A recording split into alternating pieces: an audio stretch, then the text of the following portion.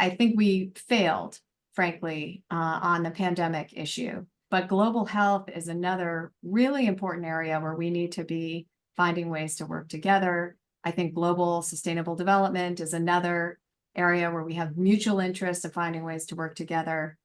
And at the heart of that is this question of whether we understand each other.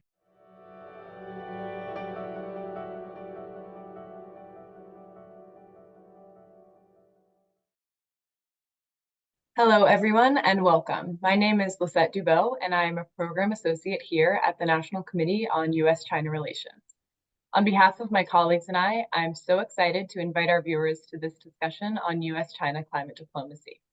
I'm joined today by Kelly Sims Gallagher, Dean ad interim and Professor of Energy and Environmental Policy at the Fletcher School at Tufts University, and Li Shuo, Director of the China Climate Hub at the Asia Society Policy Institute. Thank you both for joining me today. I'm looking forward to our discussion. So for today, we're going to focus on two main events that have recently occurred in the China climate diplomacy world.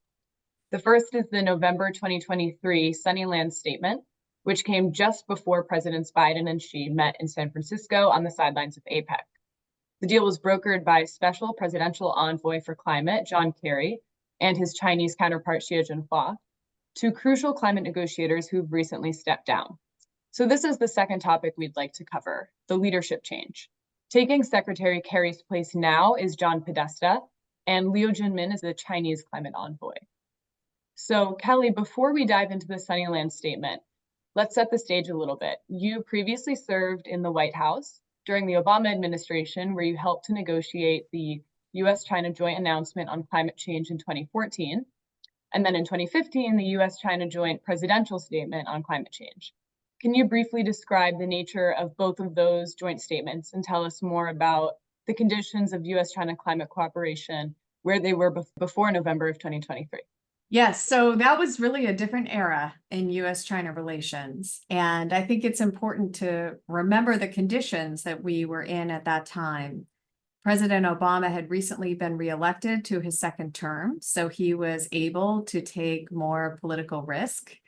And Xi Jinping had just recently put forward his new theory of great power relations. And I think he was looking for ways to demonstrate the operationalization of this new theory of great power relations. So I think those two conditions together set the stage for the possibility of having a surprise, very substantial breakthrough in U.S.-China relations, and especially on climate, because historically the U.S. and China had really been at loggerheads in the context of the UN Framework Convention on Climate Change negotiations, with China effectively leading the G77, the developing countries, in opposition to taking any concrete commitments to reduce emissions, and the United States effectively leading the industrialized countries. And, it really was important for these two countries to be able to break through. And I think because they did, through the combination of these two agreements in 2014 and 2015, that created the conditions for making the Paris Agreement possible. And that the big breakthrough, of course, in 2014 was that the two countries jointly announced, with the presidents standing side by side, their nationally determined commitments. So these were the pledges that they were going to make and that ultimately were enshrined in the Paris Agreement. And by standing up side by side, each country tacitly endorsed the other country's commitment. And that was very important because the commitments looked very different. In China's case, China was committing to a peaking of its emissions. At the time, they said around 2030. They subsequently updated that word to be before 2030. And the United States was committing to an absolute reduction in greenhouse gas emissions. So while these were different in nature and character, they were embraced as nationally determined commitments. Thank you for that context. I think it's really important for us to understand where we were before November 2023 so we can properly know how Sunnylands contributed to the U.S. China climate world. So Shuo, turning to you, you've written that the Sunnylands Statement was a comprehensive climate deal. Can you tell us a bit more why the statement was noteworthy and describe any specific components that stand out? Sure, Lisette. I think for us to understand the Sunnylands statement between the U.S. and China, it's important to also look back and recall that just a bit more than a year before the Sunnylands Agreement, the two countries hit a rock bottom with regard to their climate relationship. In August 2022, House Speaker Nancy Pelosi visited Taiwan, and as a result of that, the Chinese side suspended 8 exchanges and dialogues with the U.S. And climate dialogue is one of them.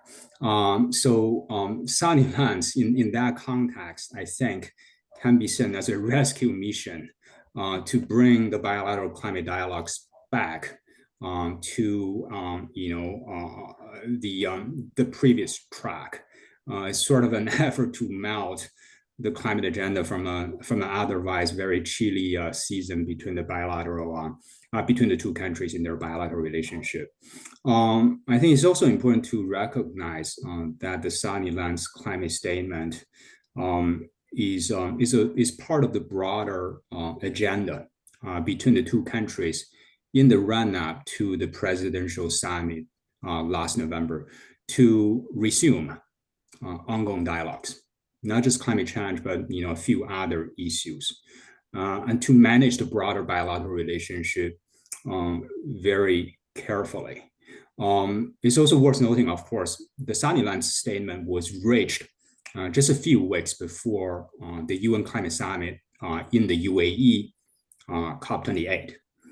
So the bilateral statement, I think, helped to stabilize the multilateral politics that we later saw at COP28.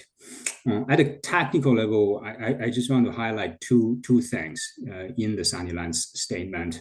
One is on the Chinese side in the statement, Beijing openly contemplated this post-Peking scenario in the power sector. This is important because China is the largest emitter in the world. When the country will peak its overall emissions and also its emissions from the power sector matter a great deal for the global effort of combating climate change. For a long time, China has been hesitant to strive for an early peaking, let alone to just think about what should happen after emission peak. So in this regard, this post-peaking reference in the statement gave us a bit more hope. The second thing is the statement reinforced this notion that countries will need to have a so-called economy-wide emission reduction targets covering all greenhouse gases in their next round of national commitments to the Paris Agreement. Again, this is rather technical, but important. We do need, in particular, large emitters like China to have their emission reduction targets covering not just CO2 as the primary greenhouse gas, but also some of the other greenhouse gases. And we need China to have efforts not only on some of the key emitting sectors like power, transportation, but really all the other sectors, land use, and so on. So overall, I would say the Sunnylands agreement was a welcoming step. It was a rescue mission. I think it certainly did its job to prevent sort of further decoupling of the climate relationship between the two countries. But I also want to recognize there is definitely much more that needs to happen between the two countries if we want to move the global climate forces further and faster. Thank you. I think that's a really important point too, that there is a lot more that needs to happen, which brings us really well into our next question. Kelly, how can we actually measure the effectiveness or success of Sunnylands? I know it's only been a few months since November, but how effective have the U.S. and China been in actually implementing these commitments and provisions? Well, let me first reinforce one point that I think is essential to understand about the Sunnylands Statement, and that is the major breakthrough in the sense that both countries have committed to address all greenhouse gases. And I just want to underline the point that Shuo just made, because I think that success will bear a lot of fruit for many years. If both countries agree in the context of setting their next nationally determined commitment to address all greenhouse gases, it will have a big global effect. And so that, all we can do is continue to track the development of the NDCs and make sure that both countries honor that commitment. In the U.S. case, of course, the U.S. already has embraced an all greenhouse gas approach, but this was a significant step on the Chinese side. And I think it was a wonderful breakthrough. Of course, the other big initiative in the Sunnylands Statement was reestablishment of a working group between the two countries.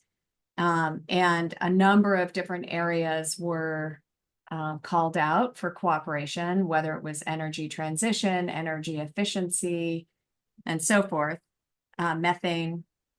And what's important about this is that the working group that has existed in the past, there was a working group during the Obama administration.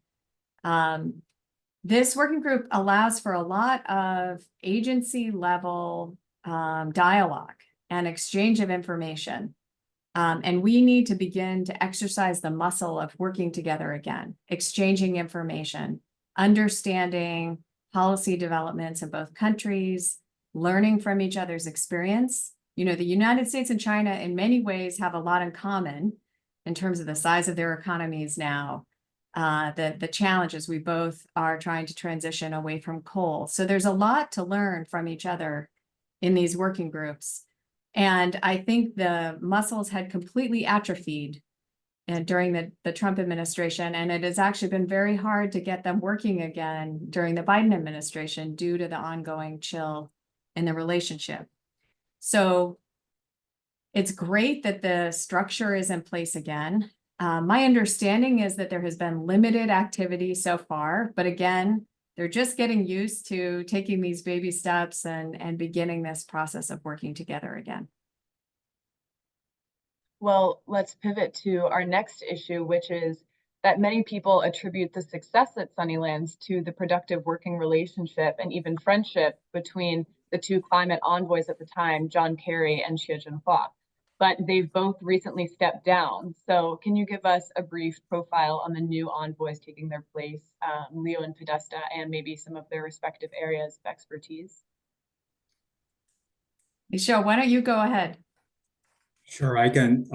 I think on the Chinese side, Mr. Liu Zhenmin, he's not a stranger to sustainable development, the climate agenda, but also U.S. China engagement.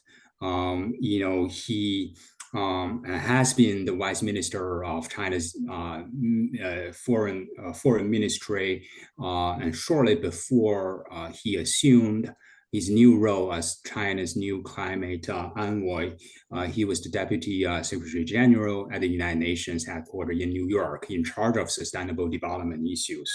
And of course, he also, as a diplomat, he has a long track record of engaging with international climate diplomacy. He was at some of the earliest COPs in the 1990s, and he was also there in the run-up to the critical Paris Climate Summit in 2015. I would say his appointment is a signal from the Chinese side that there is willingness to continue with Mr. Xie's legacy. There's also willingness to continue the U.S. China climate engagement. and that this particular climate relationship is what China wants to manage very carefully. So why don't I tackle the U.S. side and talk about John Podesta? In fact, he's no stranger to this relationship, and in fact was very deeply engaged in the 2014 and 2015 joint statement, joint announcement breakthroughs, because at the time he was counselor to President Obama, and he was deeply engaged and directly participated in those negotiations at the time.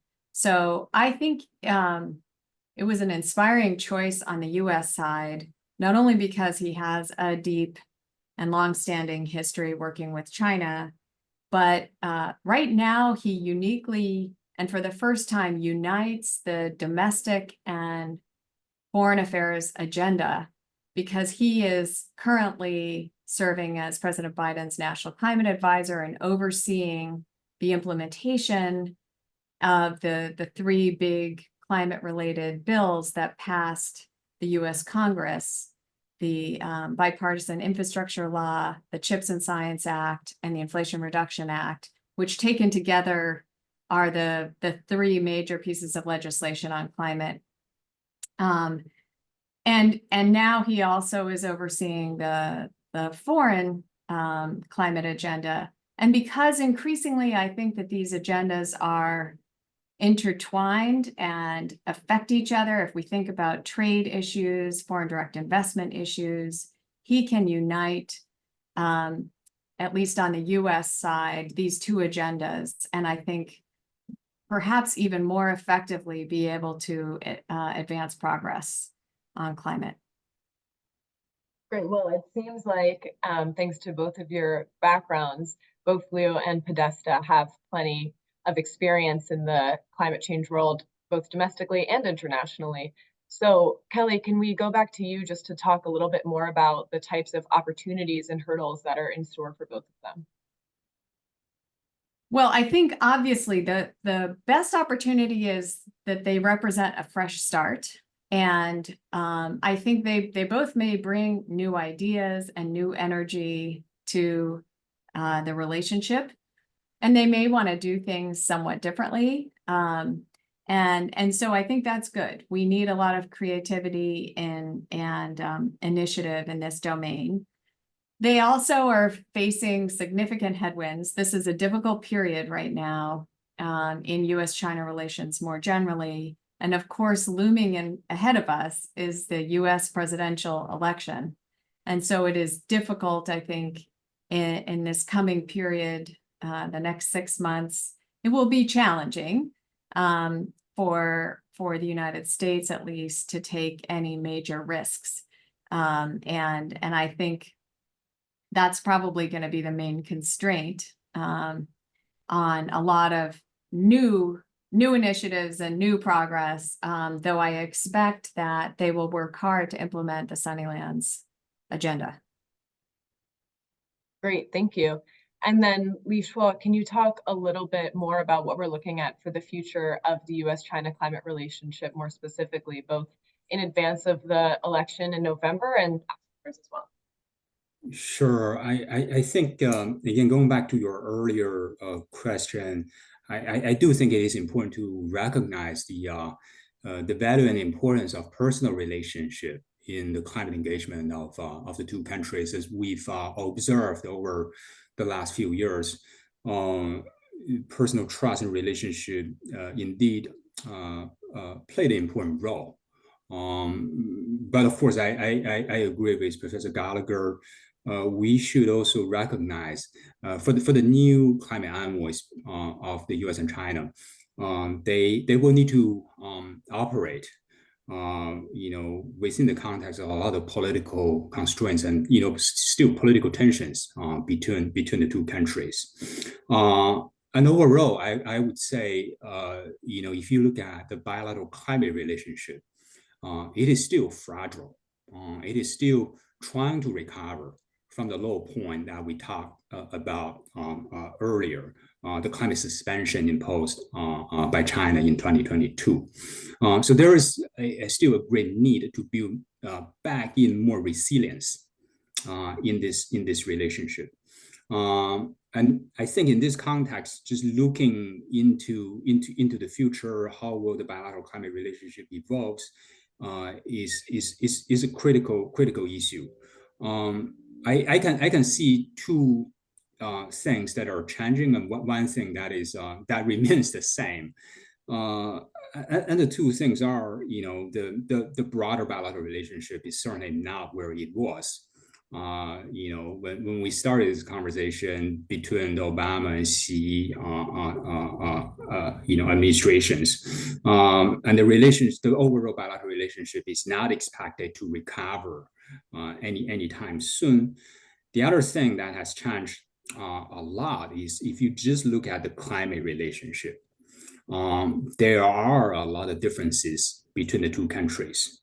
The Chinese side is quite skeptical about U.S. climate track record, whether the country will be able to deliver some of the previously made commitments, both in international climate finance, but also emission reduction.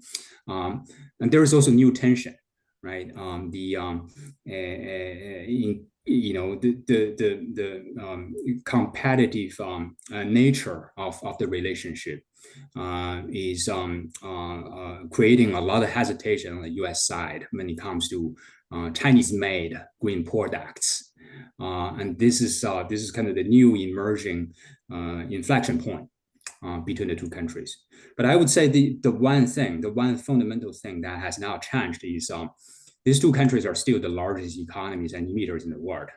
I can see no scenario with significant global climate progress without these two countries finding a way to work with each other better than they are doing now. So that remains the same.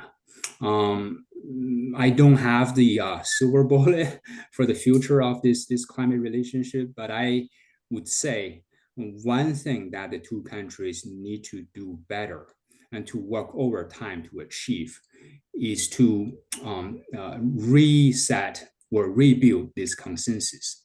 That when it comes to a set of global commons issues that,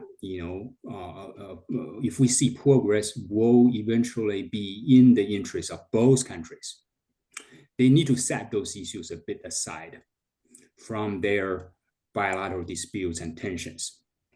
Easier said than done, but I think this is something that we need to strive for. It will take some time. It will take many smart interventions and steps, but this should be our eventual goal. And this is the precondition for meaningful global climate progress. Thank you, Shuo. I think you've brought up a really interesting distinction, which is that the U.S.-China climate relationship is not only based on climate, it's affected by many other issues in the bilateral relationship. So Kelly, I'd like to turn to you with that question. Do you think that the overall chill in the U.S.-China climate relationship will continue to affect global progress on climate? I do think so. It's undeniable that there is so much tension on, I think in particular on trade issues and on probably on Taiwan. I think I would bring those two issues to the top of my agenda in terms of where a lot of the stress is in the relationship. And I think that it's clear that climate is one of the few areas where we can keep talking.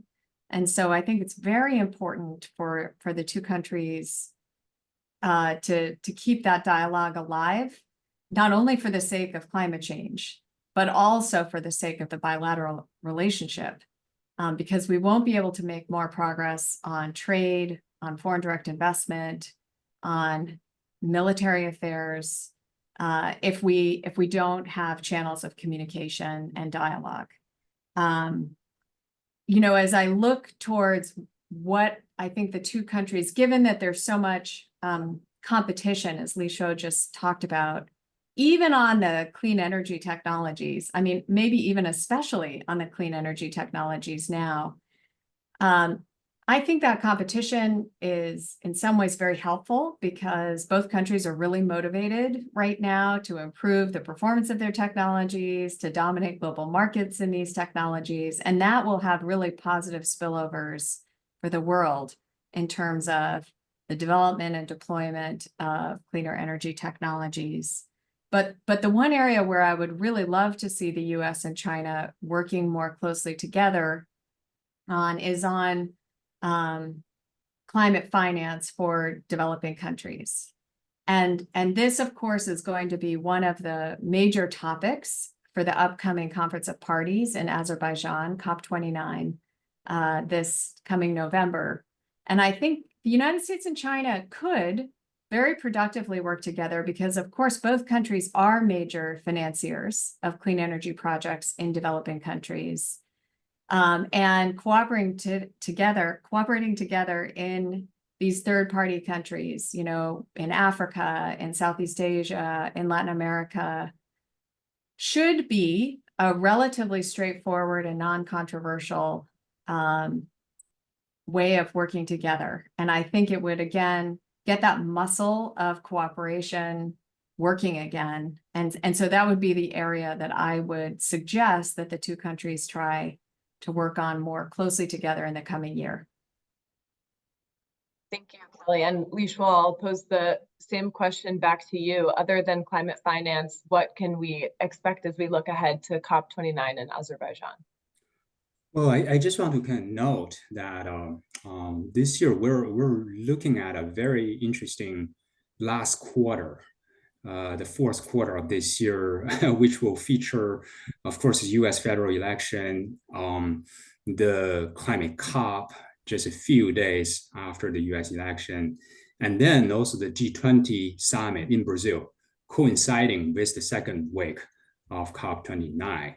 Adding on top of that, this year is a very important year for countries to develop their new future climate targets, the so-called NDC, Nationally Determined Contribution, and we might see some early NDC submissions also in the fourth quarter of this year. So you have quite a few politically and from a climate point of view, significant developments there. I'm hoping, I mean, if some of the right conditions are there, these events or these milestones might help us create a different side of conditions for a stronger realignment between the U.S. and China, in particular on the climate agenda. Specifically assuming Biden is reelected, you know, we might see, you know, a new set of U.S. climate targets. I would imagine in that scenario, China would need to think about how to react to it, regardless of, you know, how China will decide. Climate will actually be one of the earliest issues for the two countries to discuss or engage, even actually before the second Biden administration gets into office. So I'm seeing some interesting political conditions in Q4 this year, and hoping for the best that there could be a reset on the climate relationship between the two countries. Well, we have just a few minutes left, and I'd love to leave the floor open to both of you. We've focused on Sunnylands and a little bit on the changing of the guard at the top levels in both the US and China in the climate arena. Are there any other issues that we should be paying attention to? Kelly, let's start with you, and then we'll go over to Shuo. No, Shuo, go ahead. Go ahead. I'll just quickly say that at the China Climate Hub, my team, we're thinking a lot about really the future of this climate relationship. And by future, what we mean is not just the next 6 months or 12 months, or even the next 2 years, but really where do we want to see this relationship be in 2030 or 2035? I think there's a tendency for us to be very fixated on the very near term, which is important because the near term will shape the future. But at the same time, I feel like when we do that, we tend to be very constrained by a set of existing political conditions. And those conditions are increasingly not conducive for collective climate progress. I think there's also a need, therefore, to really think about the long term, noting one thing, which is climate is a slightly different bilateral issue compared to trade, military, and many other issues on the bilateral agenda. The special nature of it is climate is a time-bound environmental crisis. There are certain things that need to happen by 2030 or 2035.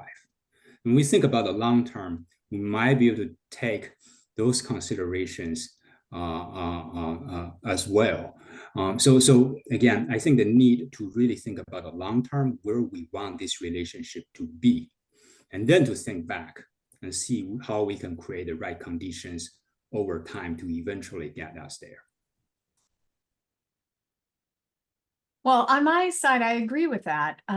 We do need to take a longer term approach. I think one important dimension to that is people-to-people exchange, which is maybe an old-fashioned term, but I think it's a very important one because the people who have advanced U.S.-China cooperation have actually spent a lot of time visiting each other's countries, studying in each other's countries, doing research in each other's countries.